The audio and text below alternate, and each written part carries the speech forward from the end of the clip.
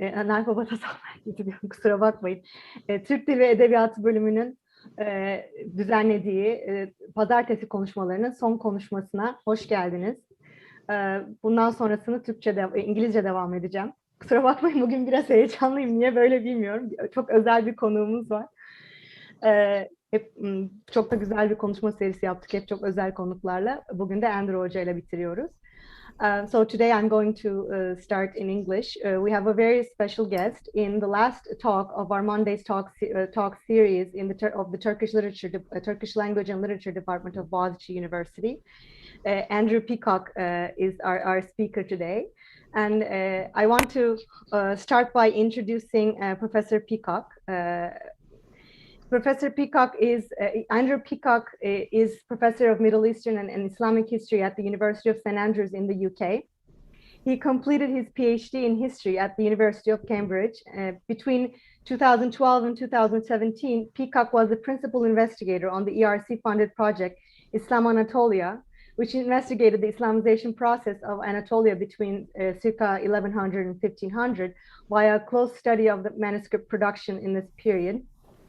Peacock is the author of several monographs and edited volumes. I won't be able to mention all of them to you. Some of his works are Early Selçuk History, A New Interpretation, The Great Selçuk Empire, Islamization, Comparative Perspective from History, Islam and Christianity in Medieval Anatolia, and Islamic Literature and Intellectual Life in 14th and 15th century Anatolia. His latest publications include Islam, Literature and Society in Mongol Anatolia, published by Cambridge in 2019, and Turkish History and Culture in India, published in 2021. Today's talk by Professor Peacock is on one of his latest publications, Islam, Literature and Society in Mongol Anatolia. And in line with the main our Monday talks, where we have given voice to the latest publications in our field, and a very unique aspect of Andrew Peacock's work is his use of untapped sources in several languages. I'm personally fascinated by this, so I wanted to mention it. He has, and in this book as well, he has made use of Arabic, Persian, Turkish, various types of Turkic sources. So he has looked at sources on the history of Anatolia that have not been at all. And he also has, in addition to, of course, his proficiency in Malay and several European research languages. And today's talk will focus on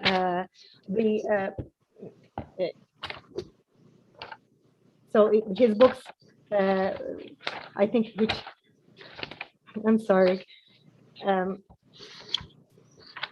on the interactions between Khwarazm and Cairo and Anatolia in relation to the emergence of Turkish as a written language. I think this was the fourth chapter of his book. I wanted to check, but if I remember correctly. But and we want to hear a lot more about several other chapters that are also quite mind-opening. That maybe we can do that in the Q&A.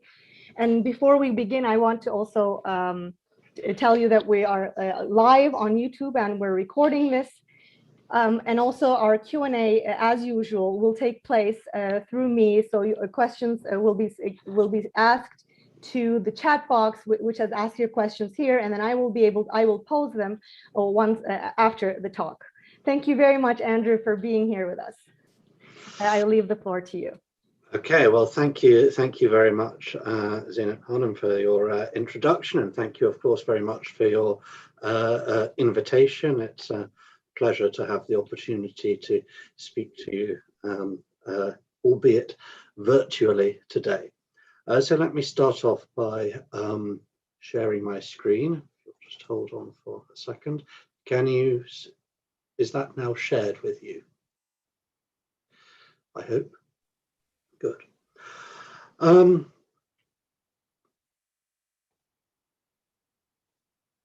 In the year 1277, in the midst of a massive revolt against the Mongols who dominated Anatolia, the Turkmen warlord Mehmet Bey, founder of the Karamanid dynasty, rode into Konya, the capital of Seljuk Anatolia. After seizing the various insignia of authority, Mehmet Bey issued a startling decree, we are told by the contemporary Persian historian Ibn Bibi.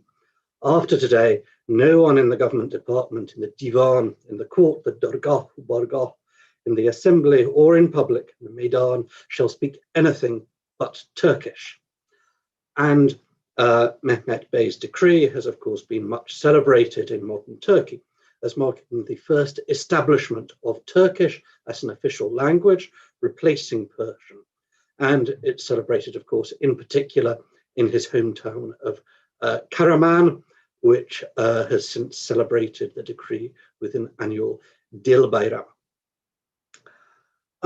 Yet, in reality, as far as we can judge on the present evidence of extant texts and manuscripts, the Karamanid ruled territories were pretty much the last area of Anatolia to adopt Turkish as a literary medium, probably towards the middle of the 15th century. Persian remained the language of literature, government, and even the Karamanid court itself, as we can see, for example, from these astrological tables in Persian, which were produced for a later Karamanid ruler 100 years after Mehmet Bey's proclamation. So the story of Mehmet Bey probably owes more to the desire of the historian Ibn Bibi to depict the Karamanid rebels in negative terms by emphasizing their barbarity through their abolition of the language of culture and civilization, Persian, in favor of Turkish, a language with little literary pedigree in the Islamic world. Yet, as so often, even when the literal truth of a historian's story can be disputed, it was inserted because it reflected a more general situation, which made the accusations against Mehmet Bey credible. The late 13th century is exactly the period when Turkish begins to emerge as a written language in Anatolia, above all, although not exclusively, as a vehicle for religiously inspired texts. And indeed, this emergence of Turkish is unquestionably one of the great transformations in Middle Eastern history and literary history, paving the ground, of course, for the subsequent emergence of literary Ottoman. Now, it is true, there are a few precedents for it. Between the 11th and 13th centuries, and especially in Central Asia, there were experiments in writing Turkish, but these were really a handful of works, and even the dating of some of these is questionable. So the real emergence of Turkish as a literary language is in many ways a post-Mongol phenomenon, but it's not one which is exclusive to Anatolia. In the 14th century, Turkish also started to be used for literature and for some official purposes, alongside Mongolian, in the lands of another successor state to Genghis Khan, that is the Golden Horde, whose territories stretched from Khwarazm in Central Asia to the northern steppes of the Black Sea and Crimea, and even at one point briefly included Anatolia. And slightly later in the 14th century, there was also a vogue for writing Turkish at the court of the Mamluk rulers of Egypt, and to a lesser extent in Syria.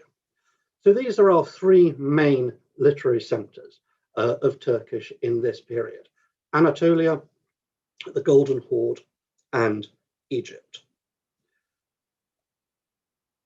Now, the emergence of Turkish is a process which has been surprisingly neglected by scholars.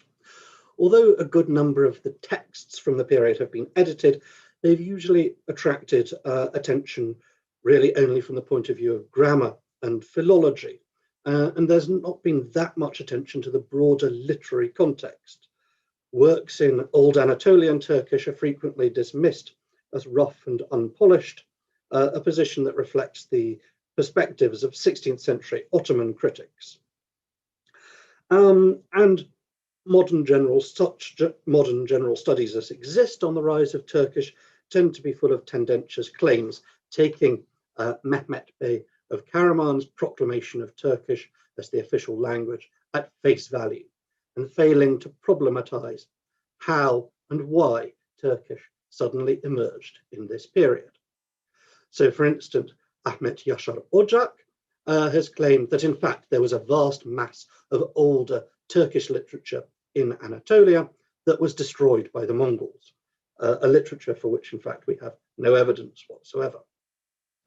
And indeed, scholarship has been beset by the twin desires to identify old text and then to classify these texts by Turkish dialect group, creating the impression of a highly fragmented literary world, abounding in various different types of Turkish called variously Anatolian, early Ottoman, Khwarazmian, Kipchak, and so on. And the languages of the text is often then subclassified as Anatolian with Kipchak elements, for example, mixed Kipchak and Khwarazmian, and so on, or sometimes just referred to by the general term in Anatolia as Olga-Bolga, or the mixed language, mixing both Western and Eastern elements. However, it's clear that all the varieties of Turkish used across the Golden Horde, Anatolia, and Mamluk Egypt were basically mutually intelligible. And I want to sort of avoid going down the rabbit hole of looking at every single dialect here. So I'm going to use the broad terms of Anatolian Turkish or Western Turkish and Eastern Turkish to talk about these language groups. And I want to try and offer an alternative picture to that of fragmentation by stressing the common features of the 14th century literatures in these various types of Turkish and examining how Turkish developed as a medium for the transmission of Islamic knowledge in these three distinct but connected regions. And I think the interest of examining these connections is twofold. Firstly, it challenges the widespread idea in modern scholarship on vernacularization, of which the leading example is the work of Sheldon Pollock, which concentrates on the example of India, but has been widely influential elsewhere. And Pollock has argued that basically vernacularization means that authors were consciously and deliberately addressing a more limited and provincial audience by choosing to write in a vernacular. And this is something I want to disagree with the examples I give. And the second interest of this theme is that it sheds new light on the patterns of transmission of knowledge. So conventionally, we think of the great intellectual centers of the medieval Islamic world as places like Cairo, Damascus, or Baghdad, or cities in the Iranian world, from which learning somehow radiates out to the rest of the Muslim world, with traveling scholars and literateurs spreading Islamic culture and the Arabic and Persian languages to peripheral areas. Now, there's clearly a degree of utility to this model, but it is far from the whole truth. The centers of the world described in this lecture are rather less familiar. The Golden Horde Cultural Center of Sarai, for example, on the Volga, the Crimea, the Turkmen frontier zone on the peripheries of Anatolia, and the influence these latter two regions had on each other and on the development of an elite Turkish literary culture in the Mamluk realm. And I think this gives us then a new picture of the sort of interactions and literary networks that we have in this period. So before talking about the texts, though, I want to very briefly outline the social and political background of these three regions.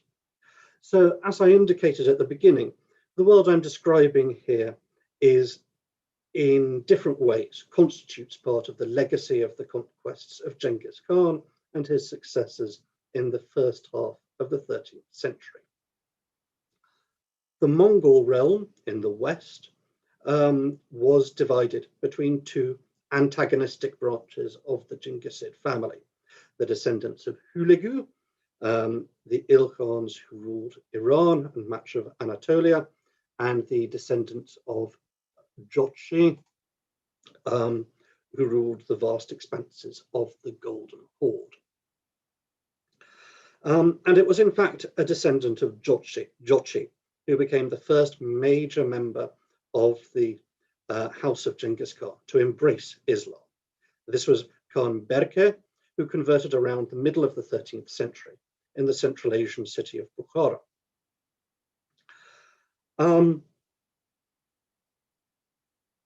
The Golden Horde, also under the rule of a subsequent Khan,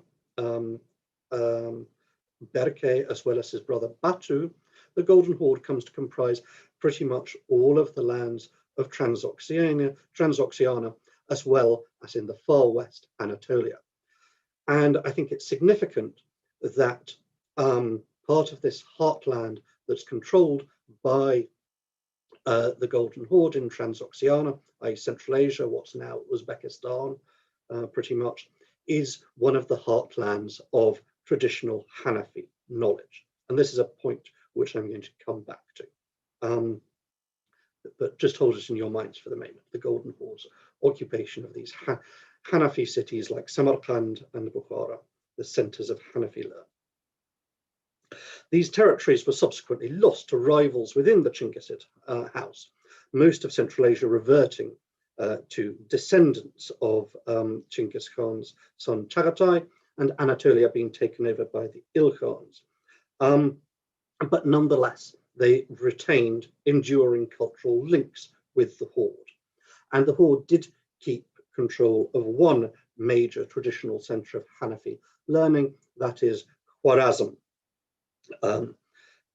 just to the south of the Aral Sea. So most of the Golden Horde territories lay in the steppe or semi-steppe. And although the ruling family were Mongols, the majority of the population were Turkic-speaking nomads, predominantly Kipchaks. Over the later 13th and 14th centuries, the Golden Horde underwent a process of Turkicization alongside Islamization. Whereas in Iran, Mongolian and was retained for some official purposes, being used alongside Persian. In the Golden Horde, by the late 13th century, an Eastern Turkish literary language seems to have become the main tongue for all official administrative communications. Eastern Turkish also became the preferred language of proselytizers in the Horde, and some of the evidence we have from this is from, for example, a manual made by Catholic missionaries who sought to use Turkish to convert the Kipchak nomads, the Codex Cumanicus.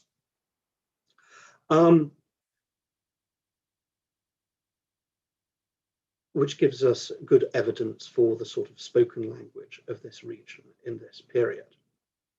Now, there's very little direct contemporary surviving evidence of the processes by which Islam spread in the steppe, but it seems reasonable to imagine that some of the basic primers on Islam composed in Eastern Turkish in the early 14th century were destined for a steppe audience, just as Christian missionaries used Turkish to proselytize in this area. So although the Golden Horde is best thought of as a steppe empire characterized by a scattered nomadic population, there were some major settlements. And indeed, the rule of the Horde seems to have witnessed an explosion in urbanism on the steppe. The Golden Horde had two capital cities successively, both known as Sarai, on a tributary of the Volga, some 180 kilometers apart. Ibn Battuta, writing of his visit in 1333, describes Sarai as a vast and cosmopolitan city, full of mosques and merchants. Sarai may have dwarfed other settlements. The Soviet archaeologists who investigated it described it as one of the largest cities of the Middle Ages. And Sarai was also a major center for the production of literary works in Turkish and to some degree in Persian and Arabic as well, for which we start to have clear evidence in terms of dated texts and manuscripts from the beginning of the 14th century. Moving further west, Anatolia had comprised part of the Muslim world, of course, since its occupation by the Seljuk Turks in the 11th century. And by our period, only the western and northeastern periphery remained in Byzantine hands. However, for most of the first 100 years of Turkish rule, Anatolia was a remote and neglected frontier region without many of the accoutrements of Muslim life and with no known literary production. During the late 12th and early 13th century in Konya and a handful of other central Anatolian cities, a Persianate Islamic literary culture started to develop, partly in response to court patronage, as Seljuk rulers started to promote a grander image, partly as the result of immigrations of increasing numbers of Iranians under Anatolia to do business, and partly as a consequence of the growth of Sufism, for which Persian was the principal language. During the 13th century, Anatolia was also becoming increasingly wealthy, as Seljuk conquest of the ports on the north and south of the peninsula enabled it to dominate trade routes connecting the Golden Horde and Byzantium with the Middle East. However, although the Seljuk sultans were kept in office after the Mongol invasions in the mid-13th century, these invasions had a devastating impact on indigenous political structures in Anatolia. With the power of traditional centers of authority eviscerated, and more practically forced from their pastures by the Ilkhanid cavalry, who needed to make use of this rare supply of adequate grassland in the Middle East. This is the main reason why Anatolia is so important to the Mongols. It's where the grass is, which enables them to carry on their campaigns against Syria and so on. So the Mongol presence forces Anatolia's Turkmen nomads into revolt, causing rebellions like that of the Karamanid Mehmet Bey, discussed at the beginning of this lecture. For most of the 13th century, the western border with Byzantium was broadly stable, but from the 1270s onwards, as Mongol grip on Anatolia tightened, displaced nomads began to pour across the now defunct frontier, starting to found their own polities, the beyliks on the Anatolian periphery. And this patchwork of different beyliks endured throughout the 14th century, beyond the collapse of Mongol power in the 1330s. Now, despite Anatolia's very different history to that of the Golden Horde, in some respects, it socially may have resembled rather closely the Kipchak steppe in its frontier regions. Both had a significant Turkish-speaking population that was still undergoing a process of Islamization. And in Anatolia, of course, the majority of the rural population would still have been Christian. So both the Kipchak steppe and Anatolia are areas where Islam is making increasing inroads in the 13th to 14th centuries, but it's also there are also areas where Islam is contested, whether by Christian missionaries on the Dasht Kipchak or by the overwhelming Christian majority of the population in Anatolia. And this, I think, is reflected in the increasingly stridently polemical tone of religious literature composed in Anatolia from the late 13th century onwards, which is completely absent from texts composed for the Seljuk court in the early 13th century, for example, in Persian. It's on this religiously contested zone of the frontier, in the courts of the upstart Turkmen chiefs, that the first literature in Turkish in Anatolia started to develop. And although this language is conventionally described as Old Anatolian Turkish, in fact, many of the texts exhibit linguistic features of Eastern Turkish, and indeed, on occasion, works in both the main literary dialects of Eastern Turkish, Kipchak and Khwarazmian, circulated and sometimes were even composed in Anatolia. So our final stop on this quick tour of the early centers of Turkish literature is a very different society, Egypt. Egypt was, of course, one of the first areas to be incorporated into the Arab Empire in the 7th century, and by our period was certainly majority Muslim and Arabic speaking. Yet its rulers from the second half of the 13th century onwards the Mamluk dynasty, were largely Turkish speakers of slave origins who hailed from the Kipchak steppe, the Golden Horde lands. And politics also linked them closely to the Golden Horde, with whom they formed an alliance against the Ilkhans. The Franciscan missionaries who are active in proselytizing in the Golden Horde accused the Mamluks of promoting the process of Islamization by sending Muslim preachers to convert the steppe Turks. Now, this may reflect the paranoia of Christian missionaries, but it is clear there were close relations in spheres beyond this purely political alliance between the steppe and the Egyptian elite. Although Arabic remained the language of Egypt for official purposes, it's clear that many of its Turkish rulers were uncomfortable in it. And moreover, the Mamluks were isolated not just by language, but also by religious school, adhering to the Hanafi law school in otherwise overwhelmingly Shafi'i Egypt. This common Hanafism gave the Mamluks another good reason to maintain close relations with their Hanafi co-religionists in Anatolia, the Golden Horde, and beyond. And works in both Eastern and Anatolian Turkish were read at the Mamluk court. And from the late 14th century onwards, original works start to be composed in Egypt, in Turkish. So we have then three diverse and far-flung societies in which Turkish is being used, and all in varying ways and degrees influenced each other. And clearly to study these links comprehensively is beyond the scope of a lecture like this. So here I want to concentrate on the Anatolian case and its influences on and from the Golden Horde and Egypt. And Anatolia also possesses by far the best attested literary tradition in Turkish at this point in terms of the number of texts and manuscripts. First of all, I'll present some reflections on the environment in which written Turkish emerged in Anatolia before going on to consider the impact of these international connections.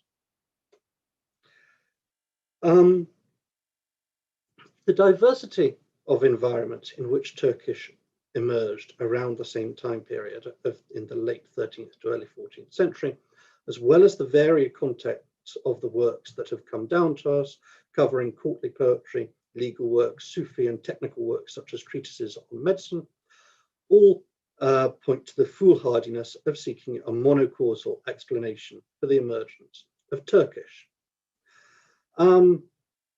However, it is not enough to state, as is commonly done, that Turkish speakers didn't understand Arabic or Persian and thus needed translations and adaptations of works into Turkish. This would also have been true of the preceding 200 years of Turkish rule in Anatolia, which saw no literary production in Turkish. And I think we can be clear that there's no question of an earlier literature, which has been lost, contrary to the arguments of some modern scholars. Turkish writers from the 14th century were quite conscious they were doing something new, as Aşık Pasha, the Sufi poet from Kırşehir, puts it in his great poem, the Garibname, written in 1330, where he specifically says that no one paid attention to the Turkish language previously. No one ever had affection for the Turks. And Aşık Pasha's hometown of Kırşehir in north-central Anatolia was one of the centers of this new Turkish literature. The town also being home to Gülşehri, who slightly earlier in the 14th century had also composed poems in Turkish. Now, I think the fact of this location is itself significant. Kırşehir was a place of no significance prior to the Mongol period. It's located in the semi-steppe to the north of Cappadocia, and the surrounding territories provided a winter pasture land for the Mongol armies who are posted there in large numbers. So this is somewhere right at the heart of Mongol Anatolia, where you have Mongols in large numbers. And Mongol interest in Kırşehir is also suggested by the activities of the Ilkhanid military commander, Nureddin Jaja, who governed the town. Ibn Jaja was himself, like much of the Mongol military elite, probably ethnically Turkish.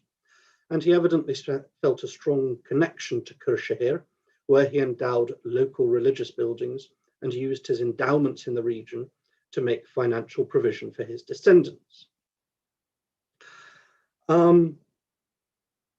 Parts of the Mongol military embraced Islam long before the Ilkhanid rulers, and the army's role in the process of Islamization is also suggested by Nur ad-Din's pious activities, patronizing religious buildings in this previously insignificant and remote region, where Ashok Pasha and Gulshehri are active. Now,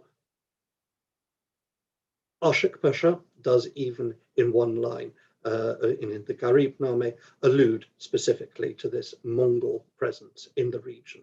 And it's highly likely that this largely Turkish-speaking Mongol military elite formed part of the audience, if not the main target audience, for the early Turkish literature that was produced here. And indeed, it's clear that Gulshehri was closely connected to the Ilkhanid government and expected patronage from it, writing a work dedicated to Ghazan Khan. Now, both Ashok Pasha and Gulshehri in their Turkish work provide versified summaries of the basic teachings of Sunni Islam about, for example, the role of the companions of the Prophet, and they also aim to show the Sufi way. They're also both concerned with the necessity of battling unbelief. Gulshehri's Turkish adaptation of Attar's famous Persian Mantiq-ı-Tayr, or Speech of the Birds, contains many adaptations and additions that reflect its author's own interests. Stories emphasizing conversion to Islam are inserted, along with ones dealing with the necessity of battling kufr, unbelief, with which Gulshehri seems to find himself surrounded. Indeed, works in both Turkish and Persian produced in these frontier areas evince similar concerns of teaching the basics of Islam and of distinguishing unbelievers from believers. And this probably reflects as well the contested nature of Islam in the Mongol military, where it's strongly opposed by some who insist on adhering to traditional beliefs and see conversion to Islam as a portrayal of the Mongol nomadic lifestyle. So we have many of these texts which seem to deal with this issue of belief versus unbelief. For example, the Sirajul Qulub, a text which circulated in both Persian and Turkish versions in the 14th century, used the questions put by the Jews to the Prophet Muhammad as a way of teaching new believers responses to unbelievers' challenges. And similarly, the earliest dated work of Anatolian Turkish, the Behçetül Hadayık, reflects similar concerns. According to the manuscript of the work that's recently come to light, it was composed in 1285 in Karahisar-i Develi, Afyon Karahisar, another remote frontier city, where we don't have any previous evidence of literary activities. And it was composed by an individual whose name also suggests his links to the Ilkhanate, Fakhruddin Mahmud ibn al-Hussein ibn Mahmud at-Tabrizi, i.e. from Tabriz, the Ilkhanate capital. And the Behçetül Hadayık aims to impart basic knowledge about the Muslim faith. And all these features root the Behçetül Hadayık, our earliest Anatolian Turkish text, in an environment very similar to that of the Kırşehir works, one of Mongol hegemony and the formation of new cultural centers in obscure, hitherto neglected regions. However, some Turkish literary activity did also take place in more conventional surroundings, the courts, but these were the courts of the new Turkmen principalities thrown up by the Mongol invasions. And it did not happen in all of them by any means. The traditional places like the traditional centers of political power in Anatolia, such as Konya, did not embrace Turkish in this period. And we can even see the disdain for Turkish in educated circles in central Anatolia. In the biography of the poet King Kader Burhanuddin of Sivas, which was written by his courtier Astarabadi. Now, of course, today Kader Burhanuddin is famed as one of the greatest poets in medieval Turkish, but Astarabadi completely ignores his Turkish writings, whilst lavishly praising his now largely forgotten Arabic works. So, in the traditional centers of power of central Anatolia, Arabic and Persian remained the main languages of literature, if not the only languages of literature. It was only in the Turkmen courts on the peripheries that there were the possibilities to patronize Turkish literature in the 14th century. So let us turn briefly to one of these, that of Aydın in southwestern Anatolia, which was perhaps the main courtly center for the patronage of Turkish. From Aydın, we have pious works such as stories of the prophets and saints translated from Arabic and Persian. We have technical works such as medical literature, and we have courtly literature such as Turkish versions of Kalila wa Dimna and Nizami's epic Khosrow and Shirin.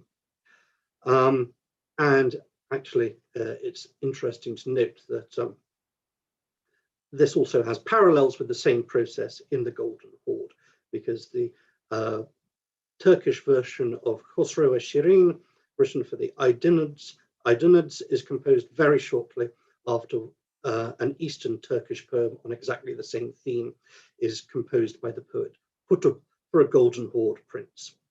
So this again sort of suggests the common interests that we have between these two regions. Now, above all, the literature comprised translations of classics then from both Arabic and Persian. Ibn Battuta, the famous Moroccan traveler who visited Aydın in the 1330s, portrays the ruler Mehmet Bey as profoundly pious, and he also gives us an insight into how some of these at least some of these translations came about.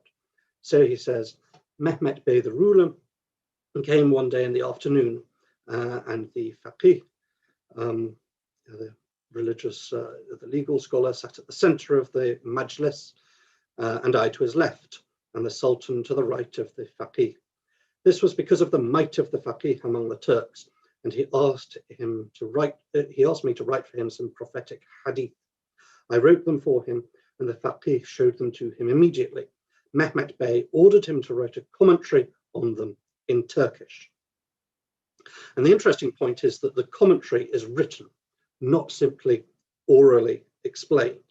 And this reflects the general enthusiasm for translation in Aydın, perhaps suiting a princely court aiming to appropriate Islamic knowledge to itself. Aydın, with its location on the Aegean, was particularly open to influences from the Arab world, which we can also see in the local architecture, for example, and there seems to have been strong Mamluk influence on local culture, both in terms of architecture and scholarship. One local scholar educated in Cairo was Hajj Pasha, who in the 14th century returned to Aydın from the Mamluk realm and composed a rich array of scholarly treatises on medicine, logic, and theology in both Arabic and Turkish.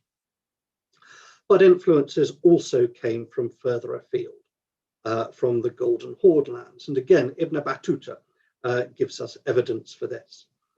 He mentions meeting a scholar from Khwarazm who was evidently much in demand at both the Aydınid court and with their neighbors, the Menteşids, based in Milas. And he relates that the Sultan of Milas is Şuca'd-Din ibn Orhan Bey ibn Menteşe, who is the best of kings with fine features and behavior. His companions are faqihs, who are held in great esteem by him, and there are a group of them at his court, among them the faqih al-Khwarazmi, who knows various sciences and is excellent.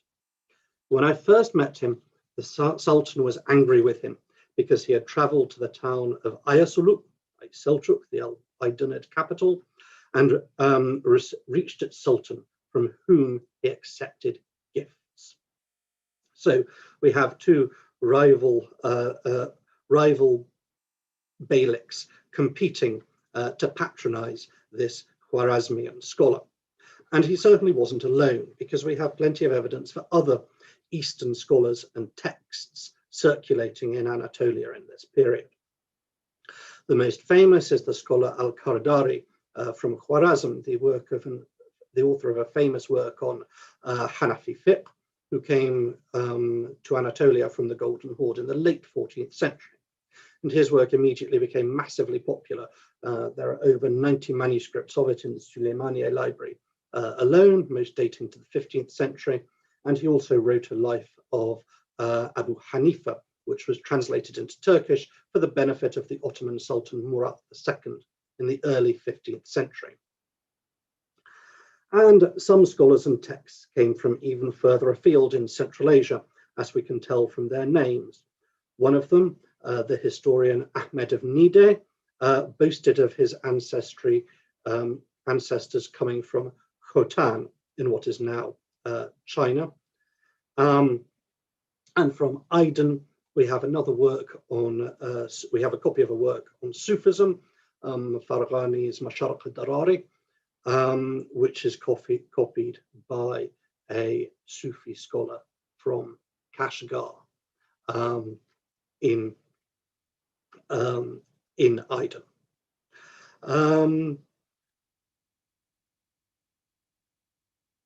So this is a very cosmopolitan environment with many of these Eastern scholars present here. And there's no doubt that the prestige of these scholars rested on the reputation of their homeland as being a center of Hanafi learning. And it wasn't an entirely new development in this period. Hanafi scholars had been migrating westwards really since the 11th century.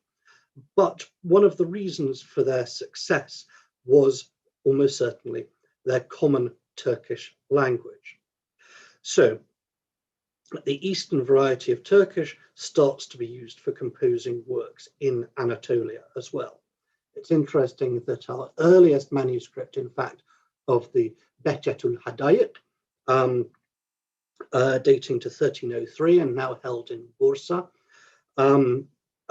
is in fact in Eastern Turkish, even though this is the earliest attested work from Anatolia, and from the later manuscripts tend to be written in Anatolian Turkish.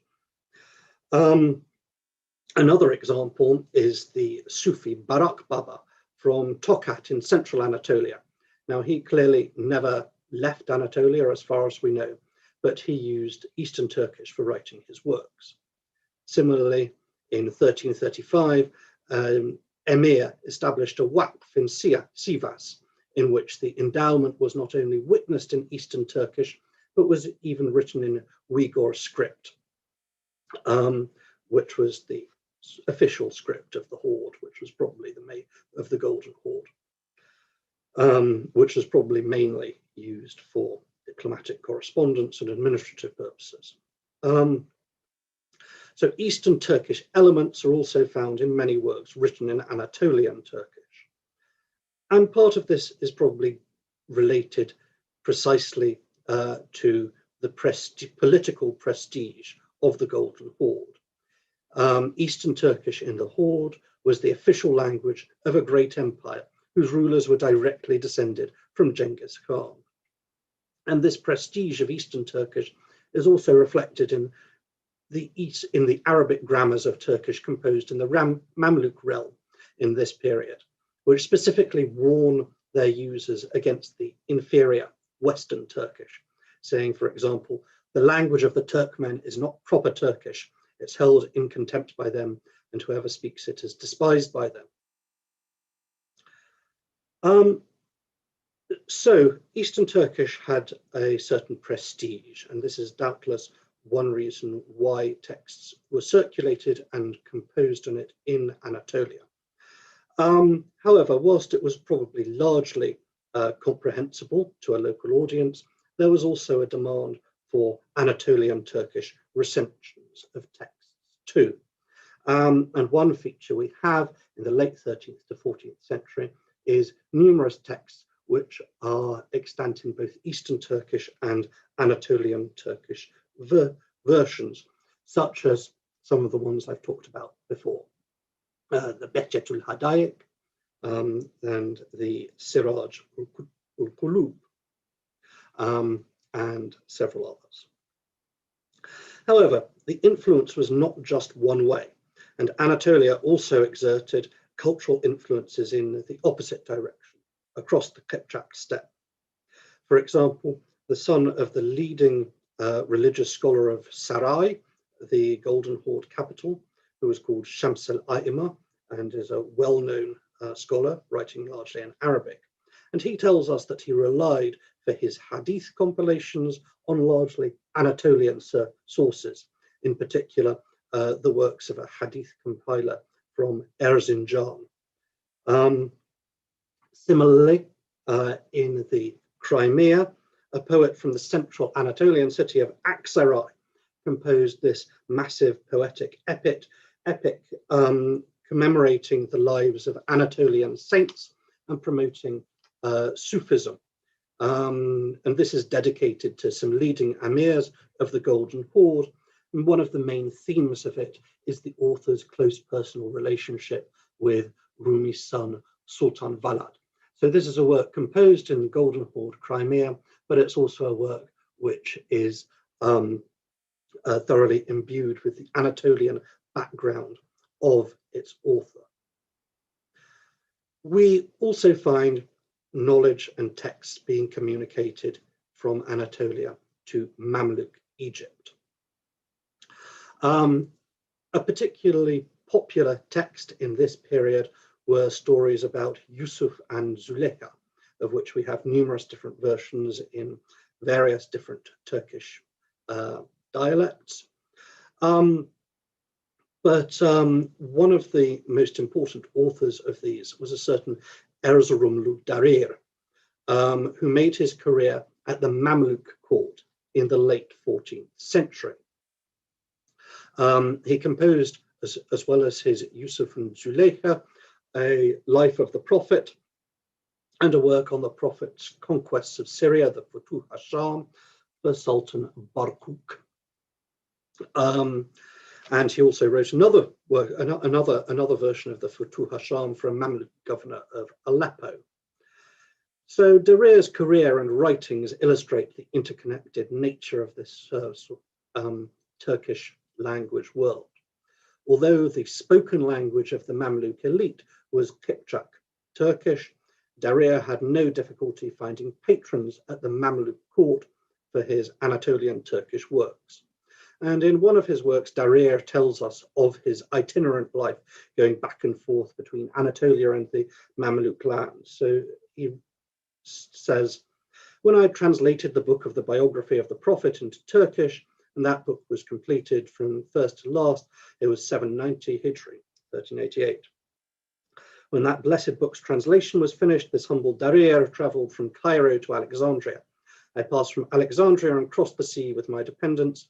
For 4 years, I was resident in the kingdom of Karaman in the province of Yunnan. This sort of area of southern central Anatolia is frequently called Yunnan in texts of the period. When it was 795, 1395, Darir then traveled to Syria, and when I reached Aleppo, I entered the company of a ruler who was the ruler of Aleppo.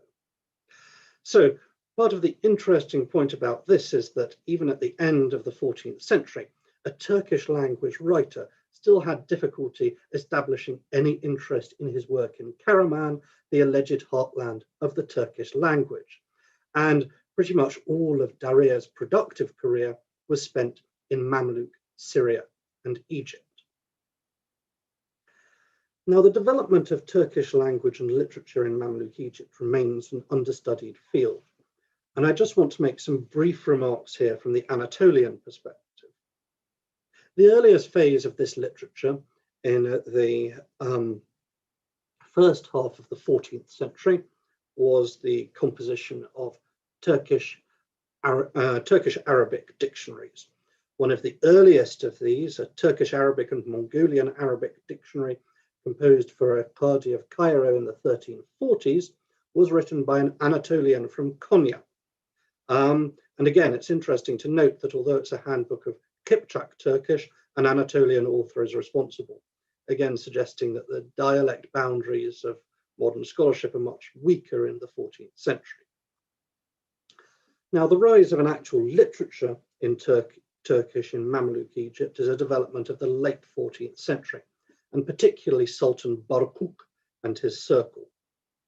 And in part, this consisted of the commissioning of translations of Arabic and Persian works.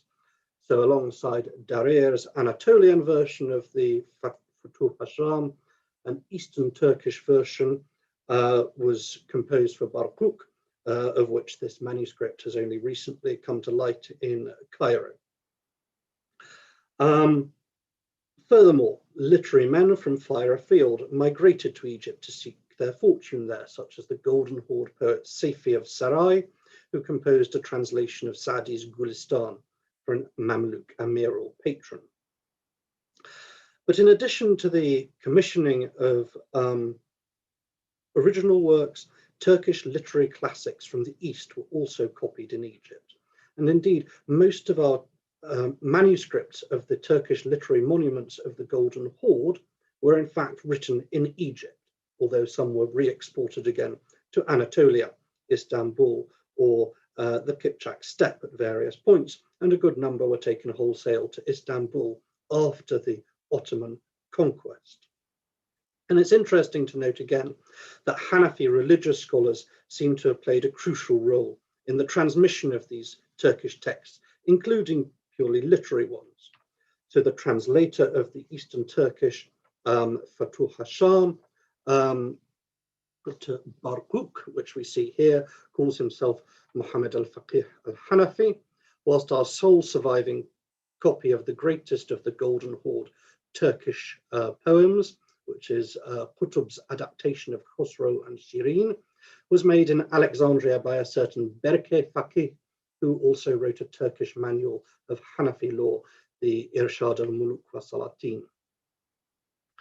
Now, the reasons for this sudden upsurge of interest in Turkish under Sultan Barkuk have never really received proper study, to my knowledge. But it's easy to point to factors that might have been influential. Firstly, Barkuk himself came from Golden Horde-controlled Crimea. He was evidently someone of some background before he started his career as a Mamluk, naming his father on his inscriptions, and indeed he even brought his family to live in Egypt. So he may well have had some acquaintance with the literary culture of the Horde, of which the Crimea was an important centre. Secondly, his career made him intimately involved with Anatolia, where he engaged with several campaigns. And further, both his court and late 14th century Cairo were in general home to quite a number of emigres from Anatolia. And finally, the new wave of literary production may have played a part in Barkuk's efforts to legitimize his seizure of power from his predecessors, the Kalaunid Mamluks. At any rate, this interest in Anatolian literature as well as Eastern Turkish continued among the Mamluk elite into the 15th century. So this luxury copy of Ashok Pasha's Garibname was produced for a Mamluk Emir, Yashbak bin Mahdi, in Syria around 1477. And we also have a collection of poems made for the Mamluk Sultan Kayt Bey, which includes Gulshehri's verses. And Anatolian Turkish seems to have gradually come to supplant Eastern Turkish in Egypt as the prestige dialect of Turkish. And by the late 15th to early 16th centuries, Mamluk sultans like Kayt Bey and Kansuh al-Ghawri were themselves composing poetry in Anatolian Turkish, rather than the Kipchak variety of Turkish they themselves would have spoken. So, I'm going to bring an end to this tour of the 14th century Turkish literary world. the interconnections that I've stressed here between Cairo, Anatolia, and the Golden Horde illustrate, I think, that the choice to write in Turkish was not simply a question of authors deliberately settling for a more limited provincial audience. Whilst the horizons of the Turcophone literary worlds we've outlined here were of course narrower than that of the Islamic world itself, they still encompassed a vast geography stretching from Khwarazm and Sarai to Cairo.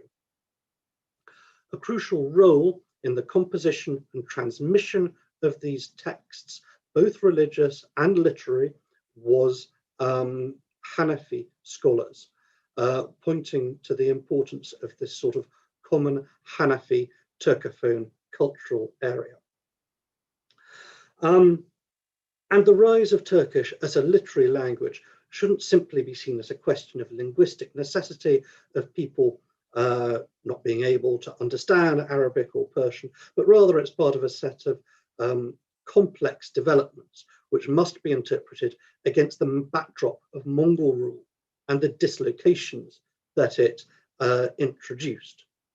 I therefore like to end with this image from the colophon of a copy of Juwayni's famous Persian language history of the Mongols, the Tarikh-e-Jahan Gushay, or History of the World Conqueror. This manuscript was made on the borders of Syria and Anatolia in the town of Mardin in 1324 by a scholar from Samarkand who appended poems in Arabic, Persian, Uyghur script, Eastern Turkish, and Mongolian to his colophon, suggesting the profoundly interconnected linguistic and literary culture of the age. Thank you.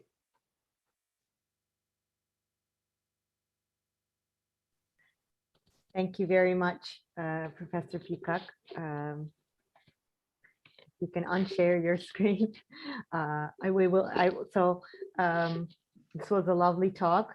As I've said, please ask your questions to the part of the chat box that says ask your questions. And as I said in my introduction, this of course is a major revision to our understanding of the rise of literary Turkish, and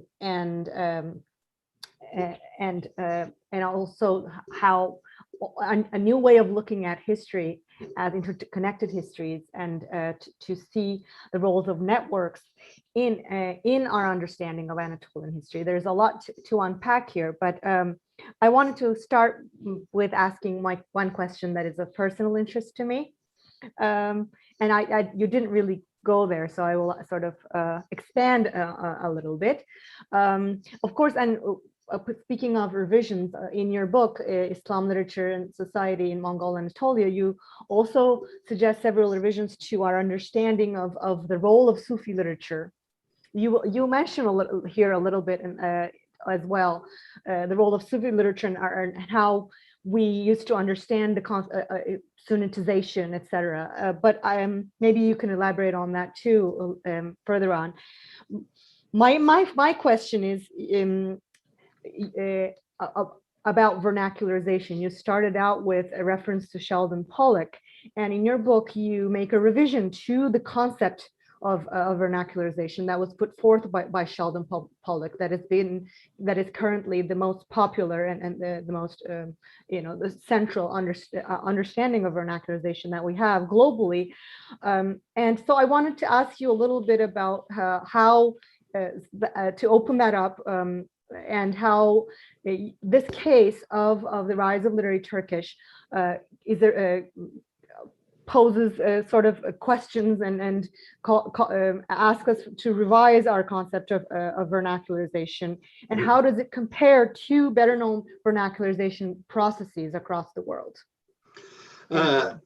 Yeah, thanks very much. It's a great question. So I sort of tackled one aspect of this extremely complicated question, which was the idea that Pollock has that by choosing to write in a vernacular, you're deliberately seeking to address a more limited audience, and that's for political reasons. That you do that, it's to do with the emergence of new polities. And I think he's right to emphasize the importance of politics to these changes in language choice, but I don't think that it's a question of settling for a more limited audience. It may be a question of appealing to a different audience, but also a large part of, a large amount of these early texts that we have are translations. But I think we should see the act of translating as itself something which is symbolic and politically charged. It's about appropriating a certain culture for yourself, of showing that this is the sort of culture you want to support, you want to associate yourself with, rather than because you simply can't understand what's being said. And I think this is very clear from the Aydınid case. We have actually a fair amount of literature composed specifically for the Aydinids in both Arabic and Persian.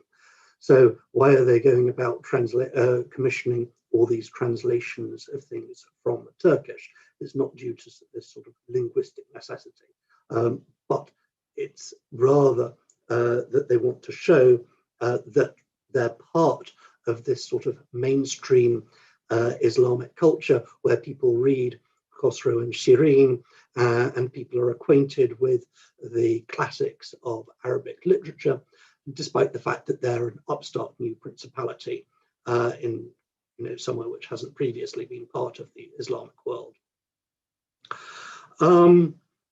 So that's one part of Pollock. I think the other significant thing that I'd like to sort of argue against is he has this idea that basically languages develop through, first of all, what he describes as literarization. So they start being written down, usually in inscriptions for practical purposes. And then subsequently after that, that's when literature develops. In fact, if we look at the case of Turkish, we can see that precisely the opposite dynamic is what happens. Turkish epigraphy massively postdates the existence of the first Turkish language texts. So in fact, it's literature that emerges first, and it's only much later, the very earliest Turkish inscriptions from Anatolia are late 14th century, by which time we've had 100 years of Turkish language literary production in the area. And it only really becomes regularly used for inscriptions at all regularly from the later 15th century onwards. And I think this is important because, it poses a challenge to how we actually think about these processes as working. And I think that, the sort of model of, first of all, you start writing it down on, for practical purposes, and then you later on start using a literature starts to evolve in a language. I think, at least in this case, it's an unsatisfactory explanation. And one of the reasons it's unsatisfactory is because, again, the emergence of the literature isn't based on there being an earlier pragmatic use of the language in a written form. Rather, it's based on political and religious impulses, I think. Thank you very much. That was a very complicated and well-structured answer. So thank you. Just a note, so we've decided to, okay, so we have, I think I'm going to ask the questions that we have, but from now on, I can moderate, because I think we will not need to have the questions sent to me where it's not going to be that complicated, so we can have a face-to-face interaction. I think that will resemble an actual physical audience a lot more, and be more, I think, maybe more productive. Okay, so the first question is from Aydo Ankars. He says, you mentioned Al-Fargani's Masharik al-Darari, which is a Persian commentary on Ibn al-Farid's poem Al-Ta'iyya. If I understood correctly, you mentioned that Al-Fargani's work was translated into Turkish. Can you give more information on this Turkish translation and or the manuscript? Does it also translate the original Arabic poem into Turkish? Thank you. Yeah, sorry. So that was the point about the Masharik al-Darari wasn't that it was translated into Turkish, but rather that it shows the presence of some of these Eastern scholars in Aydın. So the specific copy that I showed is copied by a guy from Kashgar who calls himself As-Sufi al-Kashgari, and who also states the place of copying as Khwarazm. As far as I'm aware, in the 14th to 15th centuries, there were no translations of Farghani made into Turkish. And I think the reason for this is because whilst there is plenty of Sufi literature which is translated into Turkish, it tends to be more the sort of introductory stuff, whereas the Masharik al-Darari is pretty advanced, and it's only really in a later period that that sort of advanced Sufi manual starts to be rendered into Turkish. That's more something that starts happening in the 16th century, for example.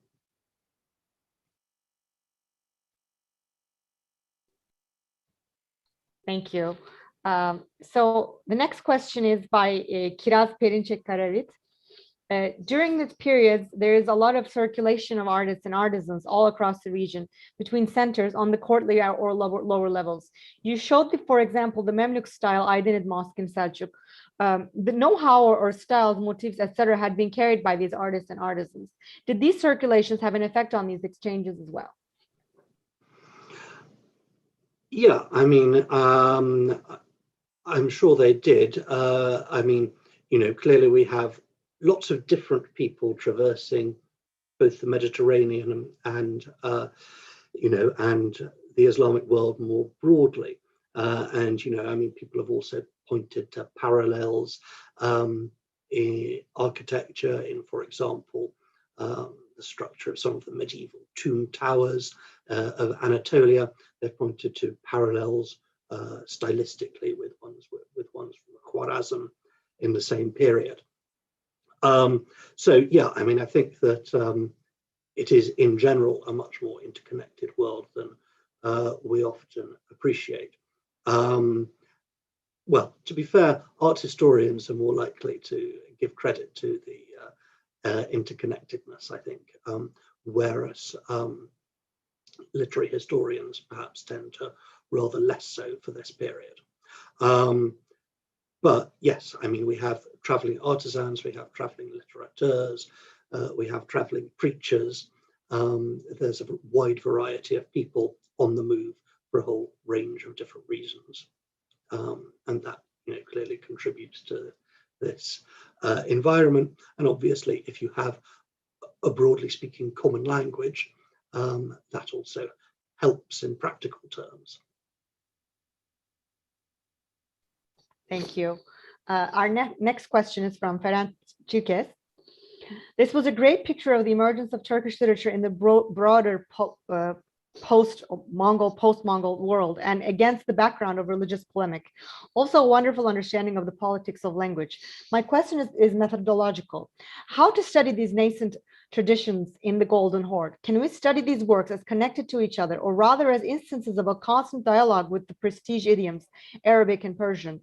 That is, how to understand the crystallization of a literary tradition, Khwarezmian, Anatolian, Kipchak, Mamluk, Kipchak, etc.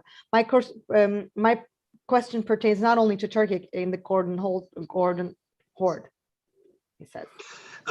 Yeah, I mean, that's a great question. And I think, you know, one of the things that's important is that we look across language barriers and we consider the language, you know, the literary production as a whole, taking account of, you know, the Arabic and Persian aspects of it as well, which time prevented me from doing very thoroughly today.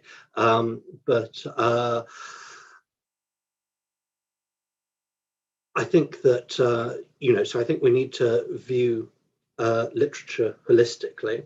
And the other thing we need to do is I think we need to think very carefully about the manuscripts we have, where they come from, what their histories of ownership and circulation can themselves tell us about the literary history of a region. Clearly we do have a difficulty with the Golden Horde here, in that most of our manuscripts of Golden Horde texts, as I say, actually are copied in Egypt. We do, and others are very, very late indeed. So Kul Ali's famous poem, which is one of the famous works of Golden Horde literature, I think, which purports to be dated to the 1230s or so.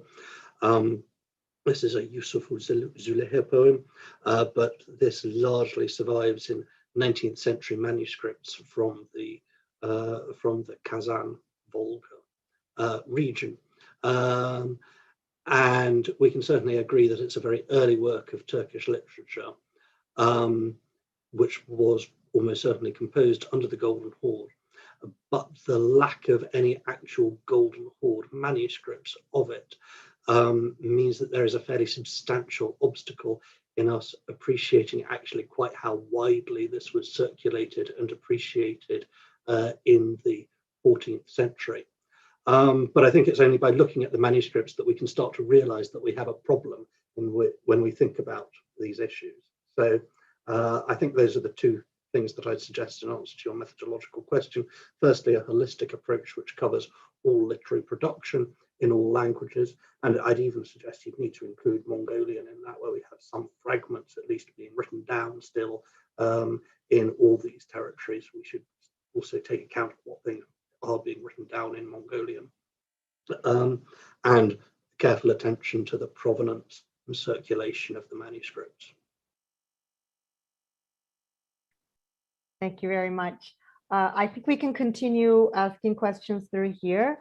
So if anyone has any more questions, please just use the raise hand button. But while we wait, I can ask several questions. Yes. So let me ask a question while the audience maybe keep thinking about the very packed talk that you gave. So to move a little bit again, to open up the box a little bit. So you did speak about the content of some of this literature, and this whole issue of revision that I'm coming back to, and that you talk about in your book. How does your research and how in this area and these new interconnected sources sort of question and problematize and maybe propose a revision to our understanding of this early Sufi literature as, you know, heterodox, syncretic, and method, or to borrow Jamal Kafadar's famous term, metadoxy. How do you place this literature in terms of its position towards doxa, and yes, that is my question.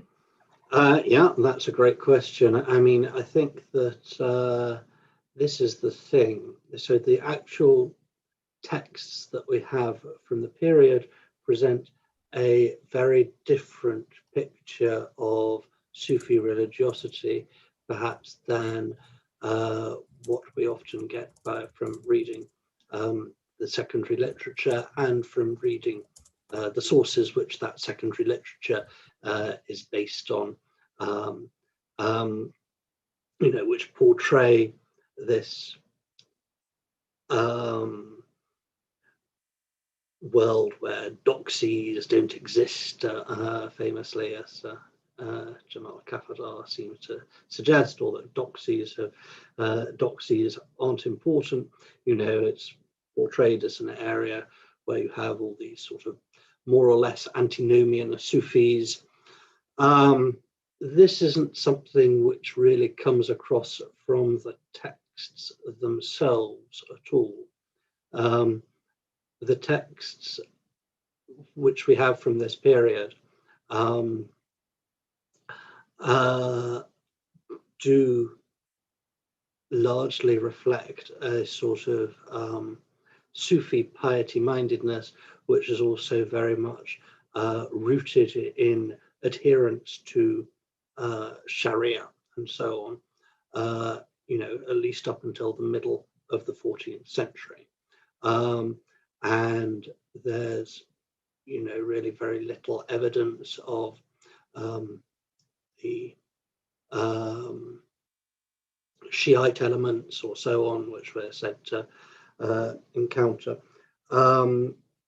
There is some evidence of sectarian tensions, I think, between Sunnis and Shiites that we get in some of the literature of the period, which suggests that, you know, some of the ideas in these texts are contested, and there are perhaps other alternative stories to tell. But on the whole, the actual texts themselves, as I say, suggest a much more sort of perhaps conservative with a small c type of Sufism than that which is often portrayed to exist when we talk about sort of late 13th century, early 14th century Sufism in Anatolia. Thank you very much. So Ferenc Çirkes has another question. Mm-hmm. Hi, Andrew. Again, Hi. great talk. My question pertains to the Uyghur script. You kind of referred to it kind of en passant as kind of, it was in use under the Ilkhans, but there was obviously a larger space for the use of that as well.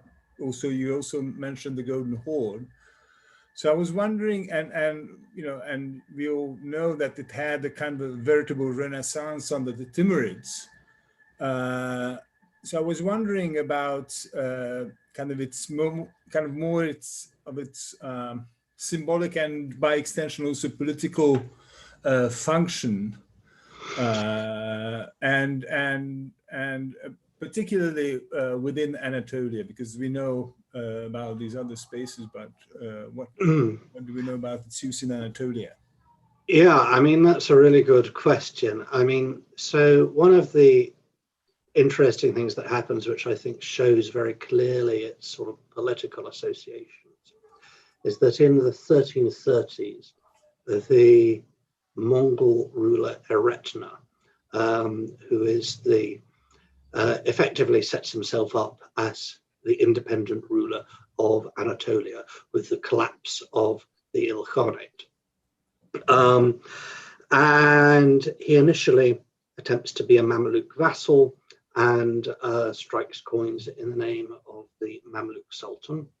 And then suddenly he abandons that and starts striking these Uyghur script coins, where he calls himself in Uyghur script Sultan Adil, just Sultan. And this seems to coincide exactly with his dropping of the Mamluk connection. So it seems fairly clear that what he's trying to do is to style himself as a legitimate independent Mongol ruler by striking coins using the script which is above all associated with Genghis Khan and the Mongol imperial venture. It's interesting that none of his successors do this. I mean, unfortunately, we don't know that much about the Arachnids, so it's hard to speculate as to reasons. And we do have occasional other uses of it, such as this Wakfia in Sivas, which is in Uyghur script, and again that comes from the 1330s. So it seems perhaps that precisely the moment of the collapse of Ilkhanid power perhaps encourages people to want to somehow use the script, perhaps to assert their own legitimacy as rulers, perhaps to suggest in a way that they are the legitimate successors to the Ilkhans.